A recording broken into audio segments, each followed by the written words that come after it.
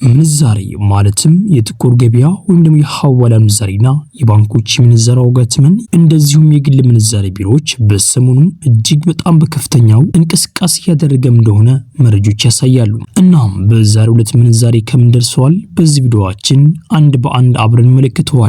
በተጨማሪም የኢትዮጵያ ንግድ ባንክ አካውንት ያላችሁ እህትና ወንድሞቻችን የኢትዮጵያ ንግድ ባንክ አዲስ የሆነ መግለጫ ወጥቷል። ይህም መግለጫ እስከ መጋቢት 30 የጊዜ ገደብ እንደሰጠም የኢትዮጵያ ንግድ ባንክ አሳውቀዋል። እናም መግለጫው ምን ይመስላል በዚህ ቪዲዮአችን አንድ በአንድ አብረን እንመለከተዋለን። ሰላም ጤና ይስጥልን ክቡራትና ክቡራን አድማጭ ተመልካቾቻችን እንደምን አላችሁ? እንደምን ቆይታችኋል? ዛሬ መጋቢት 19 2018 ያለውን የጥቁር ገበያ ወይም ደግሞ የሐዋላ ምንዛሬና እንደዚሁም የባንኮች ምንዛሬ ዋጋትምን በተጨማሪ የግል ምንዛሬ ቢሮዎች በዛሬው ዕለት በስንት እየገዙ ነው በስንት እየሸጡ ነው የሚለው መረጃ በዚህ ቪዲዮአችን አንድ በአንድ አብረን እንመለከተዋለን። በዛሬው ዕለት በጥቁር ገበያ ወይም ደግሞ በሐዋላ ምንዛሬ የ16 ሀገራቶች ምንዛሬ ዋጋትምን በተጨማሪም በባንኮች ደረጃ ደግሞ የ6 ባንኮች ምንዛሬ ዋጋትምን ከ6ቱ ባንኮች አሪፍ ምንዛሬ የምንዛሬ የሚገኘው ባንክ የትኛው ባንክ ነው የሚለው መረጃ በዚህ ቪዲዮአችን አንድ በአንድ አብረን እንመለከተዋለን። እንደዚሁም በግል ምንዛሬ ቢሮዎች የ6 ሀገራቶች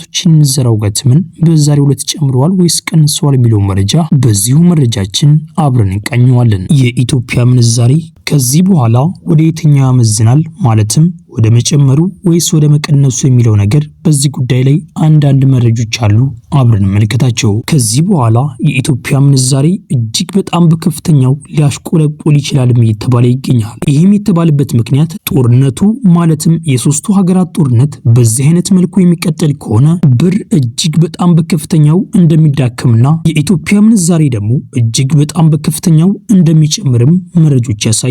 በዚህ ጉዳይ ላይ ማወቅ ያለባችሁ የነዚህ የሶስት ሀገራት ጦርነት አብሶም ያላደጉ ሀገራትን እጅግ በጣም በከፍተኛው ጫና እንደሚያመጣባቸው መረጃዎች ያሳያሉ። አብሶም በአፍሪካ ውስጥ ያሉ ሀገራቶችን ትልቅ ጫና ሊያመጣባቸው እንደሚችል ይነገራል። እናም ቤተሰቦች በዚህ ጉዳይ ላይ አዳዲስ መረጃዎች ካሉ ወደ እናንተ እናደርሳችኋለን። አሁን ወደ ኢትዮጵያ ንግድ ባንክ ወዳወጣው መግለጫ እናልፋለን።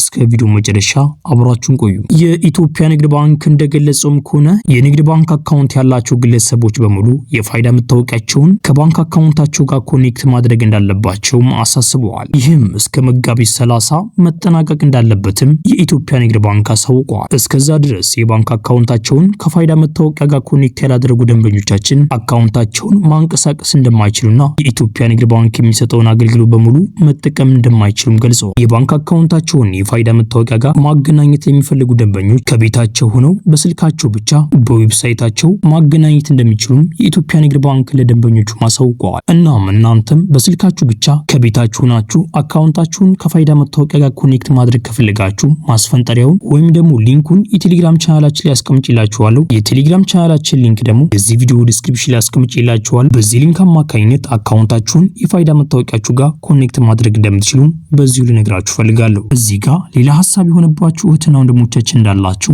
ይገባኛል። በተለያዩ ሀገራት ያላችሁ እህትና ወንድሞቻችን ማለትም በሳዑዲ፣ በዱባይ፣ በኳተር እንደዚሁም በአሜሪካ በተለያዩ ሀገራት ያላችሁ እህትና ወንድሞቻችን የፋይዳ መታወቂያ የሌላችሁ እህትና ወንድሞቻችን ማለት ነው። እናንተ እዚህ ጋር ግራ ልትጋቡ ትችላላችሁ። ምክንያቱም እናንተ ያላችሁት ሌላ ሀገር ናችሁ። የፋይዳ መታወቂያችሁን የባንክ አካውንታችሁ ጋር ኮኔክት ማድረግ አትችሉም። ማለትም የፋይዳ መታወቂያ ስለሌላችሁ ማለት ነው። ማውጣት ከፈለጋችሁ ደግሞ ግዴታ ወደ ኢትዮጵያ መምጣት አለባችሁ የሚል ነገር ሊመጣ ስለሚችል በሳዑዲ ውስጥ ደግሞ ኢቃማ የሌላችሁ እህትና ወንድሞቻችን እንዳሉ ይታወቃል። እንደዚሁም በተለያዩ ሀገራት መምጣት የሚከብዳቸው እህትና ወንድሞቻችን እንዳሉ ይታወቃል። እናም በዚህ ጉዳይ ላይ እኔ የሚያስብኩት ነገር አለ። የኢትዮጵያ ንግድ ባንክን እንድንጠይቅላችሁ የምፈልጉ ከሆነ በኮሜንት ላይ አሳውቁን። አንድ 15 ወይ 20 ሰው በኮሜንት ላይ የኢትዮጵያ ንግድ ባንክን እንድታናግሩልን እንፈልጋለን ብላችሁ በኮሜንት ላይ ጻፉልኝ። እኛ ራሳችን የኢትዮጵያ ንግድ ባንክን አናግረን ወደ እናንተ ምላሹ እናሳውቃችኋለን። ግን ግዴታ 15 ወይም ደግሞ 20 ሰው በኮሜንት ላይ መጻፍ እንዳለበትም በዚሁ ልነግራችሁ ፈልጋለሁ። ቤተሰቦች አሁን ደግሞ በኮሜንት ላይ የተጠየቅነው ጥያቄዎች አሉ።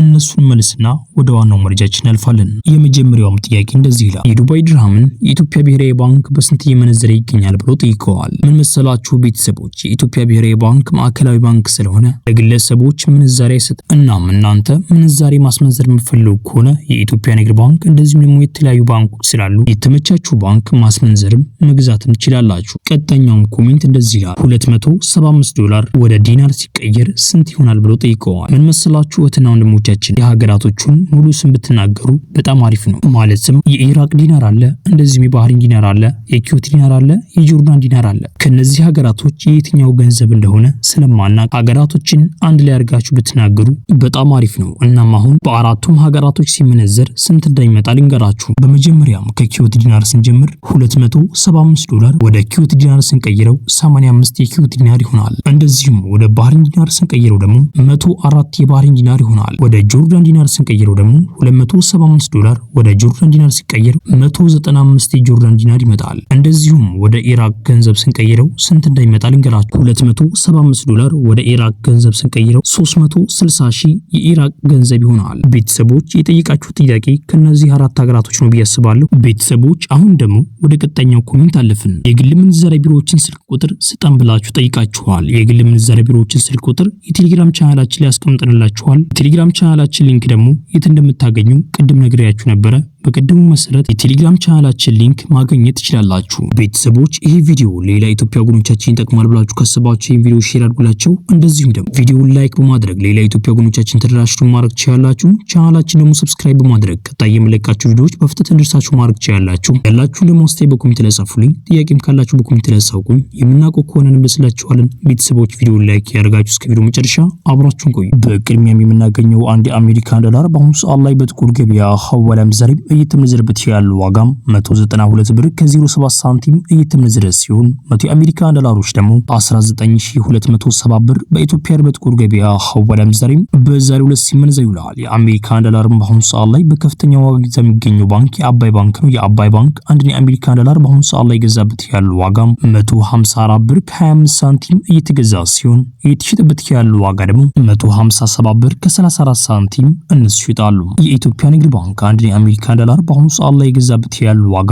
153 ብር ከ02 ሳንቲም እየተገዛ ሲሆን እየተሸጠበት ያለው ዋጋ ደግሞ 156 ብር ከ08 ሳንቲም እነሱ ይሸጣሉ። የግል ምንዛሬ ቢሮዎች አንድ የአሜሪካን ዶላር በአሁኑ ሰዓት ላይ የገዙበት ያለው ዋጋ 176 ብር ከ10 ሳንቲም እየተገዛ ሲሆን እየተሸጠበት ያለው ዋጋ ደግሞ 179 ብር ከ62 ሳንቲም እነሱ ይሸጣሉ። በቀጣይ የምናገኘው አንድ ዩሮ በአሁኑ ሰዓት ላይ በጥቁር ገበያ ሐዋላ ምንዛሬ እየተመነዘረበት ያለው ዋጋ 221 ብር ከ40 ሳንቲም እየተመነዘረ ሲሆን 100 ዩሮዎች ደግሞ 22140 ብር በኢትዮጵያ በጥቁር ገበያ ሐዋላ ምንዛሬ በዛሬው ዕለት ሲመነዘር ይውላል። በቀጣይ የምናገኘው አንድ የስዊስ ፍራንክ በአሁኑ ሰዓት ላይ በጥቁር ገበያ ሐዋላ ምንዛሬ እየተመነዘረበት ያለው ዋጋ 240 ብር ከ45 ሳንቲም እየተመነዘረ ሲሆን 100 የስዊስ ፍራንኮች ደግሞ 24045 ብር በኢትዮጵያ በጥቁር ገበያ ሐዋላ ምንዛሬ በዛሬው ዕለት ሲመነዘር ይውላል። በቀጣይ የምናገኘው አንድ የካናዳ ዶላር በአሁኑ ሰዓት ላይ በጥቁር ገበያ ሐዋላ ምንዛሬ እየተመነዘረበት ያለው ዋጋ 138 ብር ከ19 ሳንቲም እየተመነዘረ ሲሆን